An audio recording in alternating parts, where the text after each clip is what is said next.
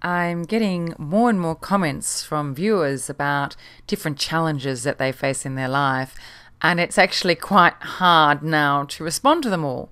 So I thought, as well as attempting to respond to them all, every Friday I would do a Respond to Comments Day. Oh, there's Austin. And the theme for this week is most definitely relationship loss. I've had lots of letters from people who have lost their partner, or their partner has made the decision to leave the relationship. The common questions here are: how do I cope with this pain? How do I get over this sadness? How do I go on? How do I find myself?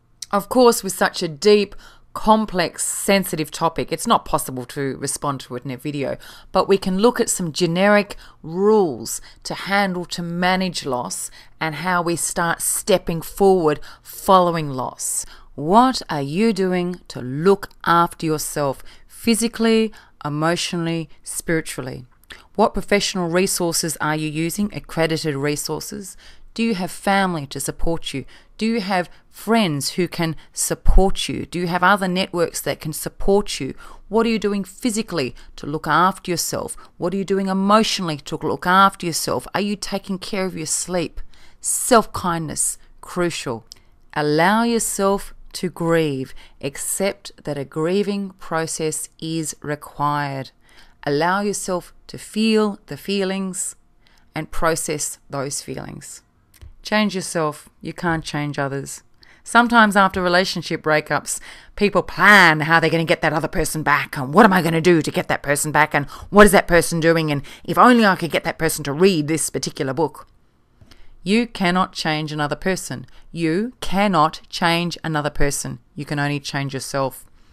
And I think part of the process of moving forward is accepting that there's nothing you can do about that other person. But what can you do about yourself? Can you take responsibility for your own behavior? What can you review about yourself? What can you accept about yourself? As much as we want to, we cannot make somebody love us. No magic potions can do it. But that does not make us unlovable. We are lovable.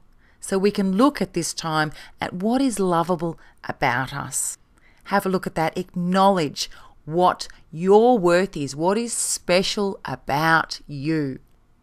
Be careful of destructive self-sayings, like saying, oh, I'm just a loser, that's why they left me, or I knew this was going to happen, or everybody leaves me. Be honest.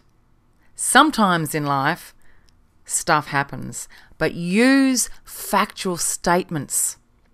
When you find yourself using destructive statements such as, I am a loser, replace it with a factual statement. There is a lot about me that is likable. I have a lot of skills. A lot of pain that we feel comes from becoming attached to other people. And with attachment comes need and feeling needy. It is important that we are to a point detached from the people in our life, that we can look down upon them with respect, with love, without needing them. It is the need that we feel that can affect relationships negatively. There is a saying I absolutely love. If you love someone, set them free. If they come back to you, they are yours. If they don't, they never were. Not that I agree in any way that we own people, but we need to give them the freedom to be who they are, and they need to give us the freedom to be who we really are. And a good relationship is interdependent, so each person finds themselves within that relationship, and each person grows within that relationship.